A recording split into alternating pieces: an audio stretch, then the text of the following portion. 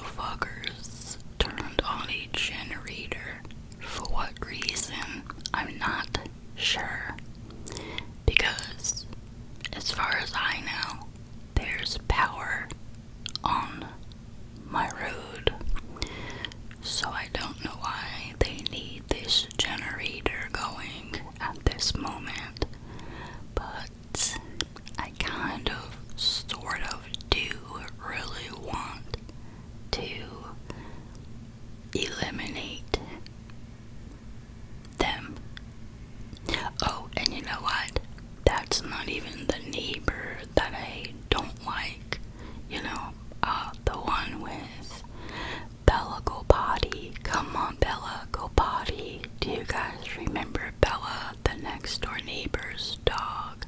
Who, by the way, is precious and I love her.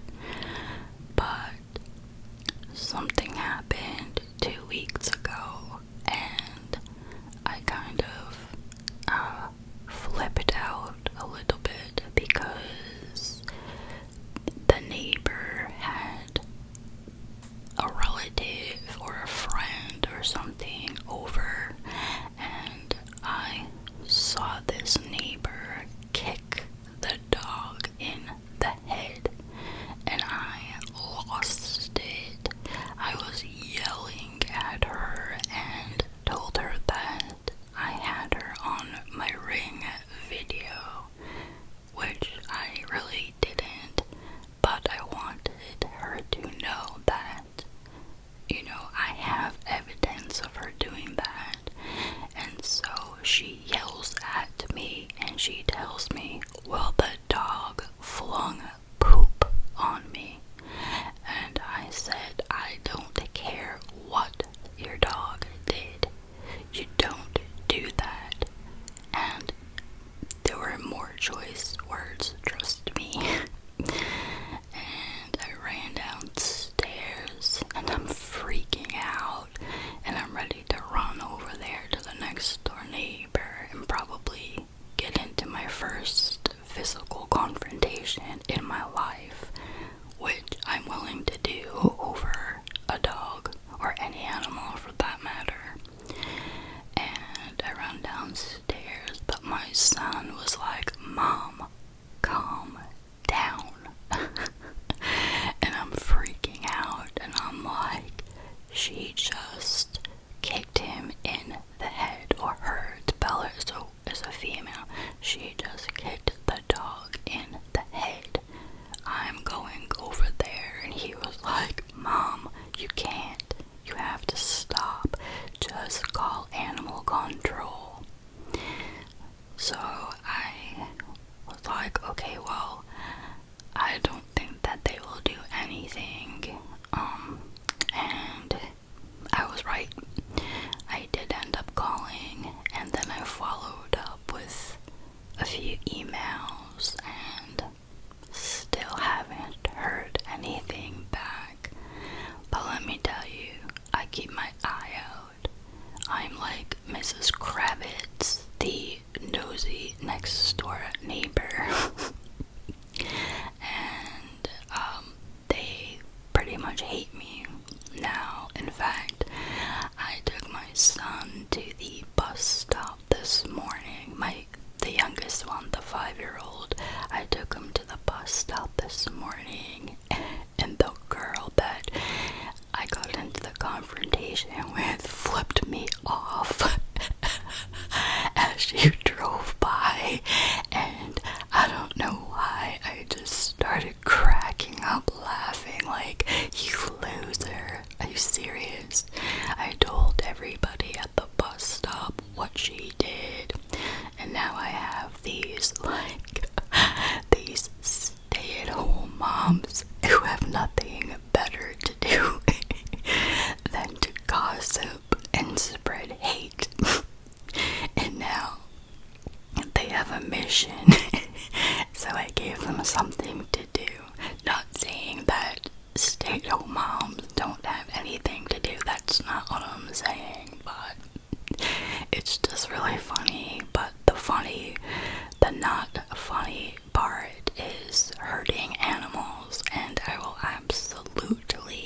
not stand for that.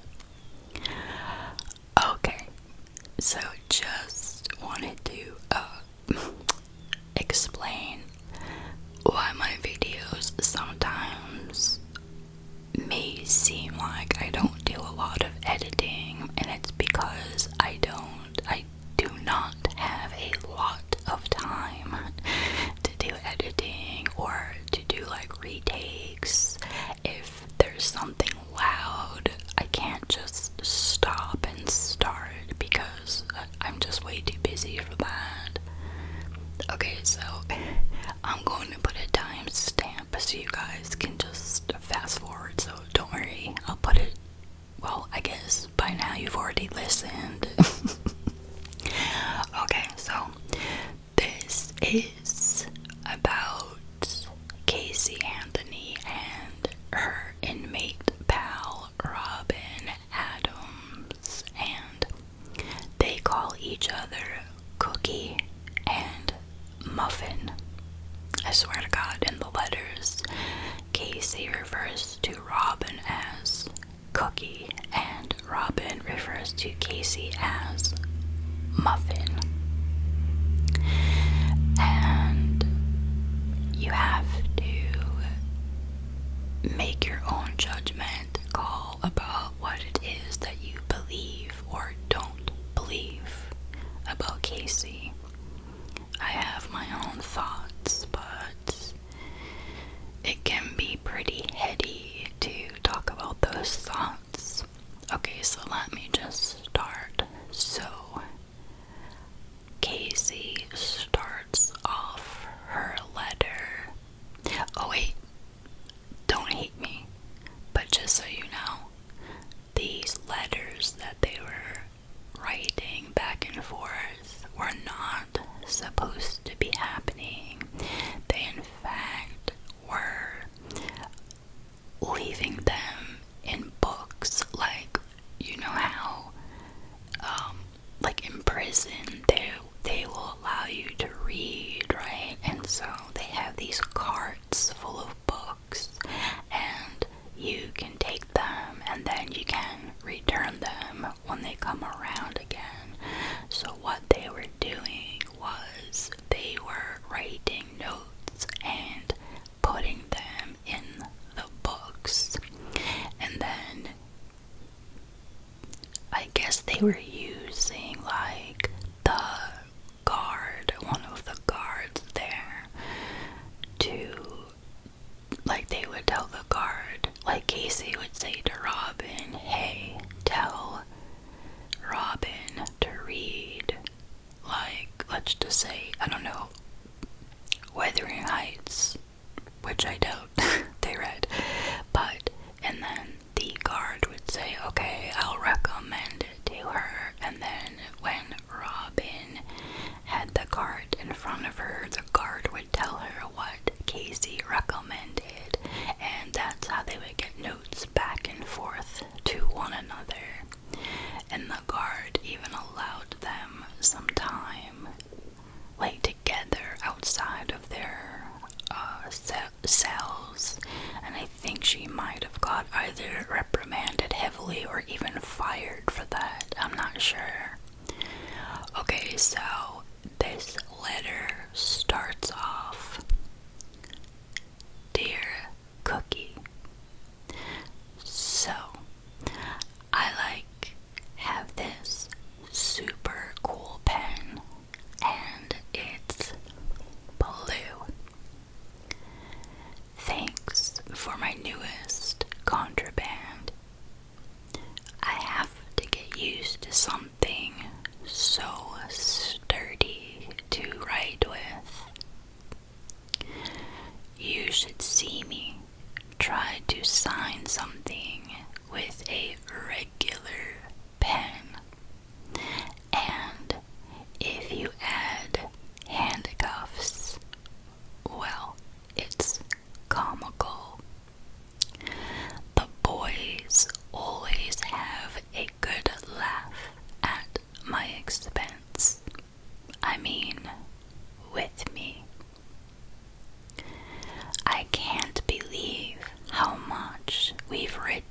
in just a few days. That's what happens when one, or two in our case, is starved for open and honest and uncensored conversation. Yeah, this bitch is crazy. I definitely agree with you about everything, especially the horrible feeling of betrayal and not wanting to ever betray someone that you care about. We've both had to deal with a lot of that since last summer, and even well before all of this, but it never gets any easier.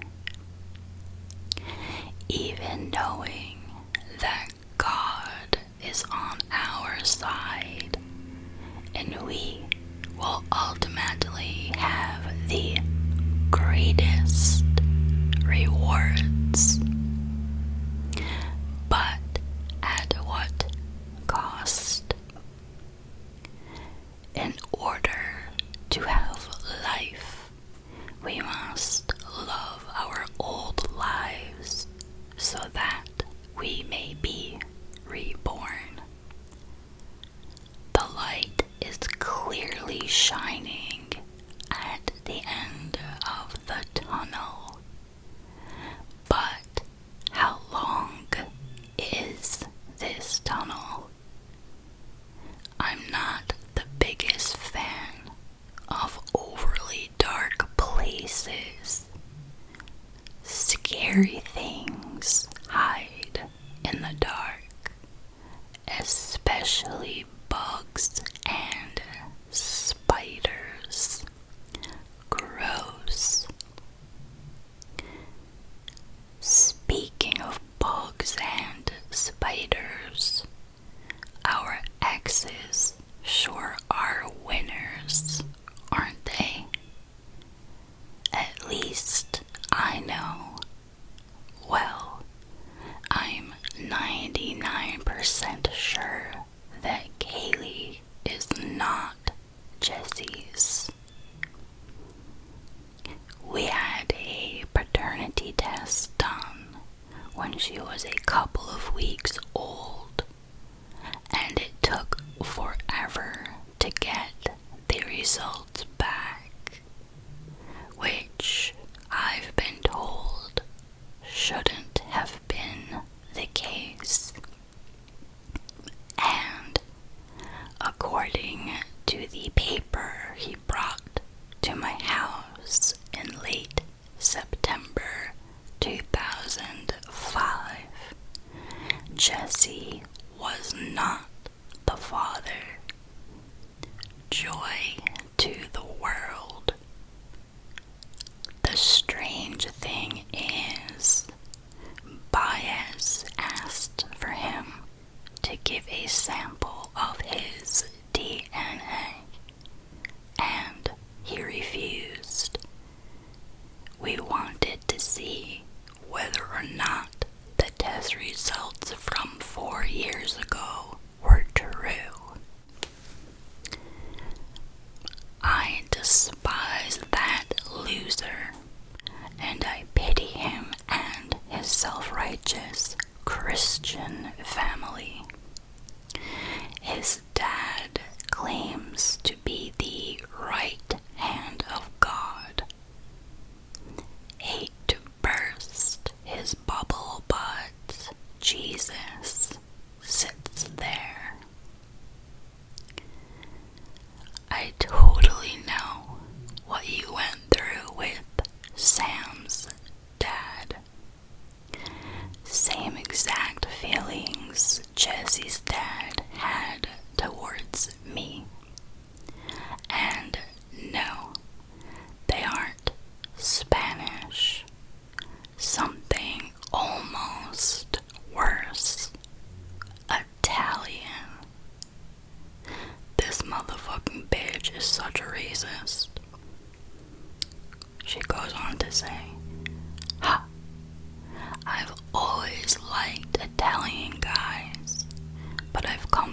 realize that I need to stick to my roots and go Irish. They may be drunks, but at least they cook and know how to properly treat a woman. Can I get an amen? This bitch is crazy, oh my god. She goes on to say, boy, do we have tons in common. And as far as us being partners in legal crime, well, I'm not sure where I was going with it, but I am glad you enjoyed it. That could be one of our bumper stickers. RV pricing will be fun. Our RV will be custom designed, all colorful and creative. I wonder what will happen when you put two photographers / artists together in one RV. We will know soon enough. I know I'm skipping all over the place again tonight. I feel like I am on a huge sugar high. Thank you, 3 packages of cocoa. I was only engaged once for 6 months. Planning a wedding was terribly fun, I have to admit. I am glad that you never married. Someday I'll meet your guy, and I promise I'll play nice. I am extremely protective of those that I care about, especially my new sister. Yeah, mull that one over. She goes on to say, I am sorry you are going through drama in your life. They remind me of my grandparents. They're old school, and in their eyes, the wife or the girlfriend or the daughter, whomever the female is ultimately to blame. Definitely messed up, but that's the way things were for them. If their husband cheated, it was the wife's fault. You get the point. Sexist and unlawful, but it is what it is. At least this generation is not like that, and there are men out there that will sacrifice life and limb for someone they love. There's always hope. You don't know how deeply I respect you for all of the strength that you possess. Okay, so that's all I have for right now, but it's only because when I transcribed these letters, because they're so difficult to transcribe, difficult to read, I transcribed them on my laptop, so now I need to go over to my laptop and grab the rest of it out, and make a part 2, or maybe I'll just add it onto this. I'm not really sure yet. We shall see. So if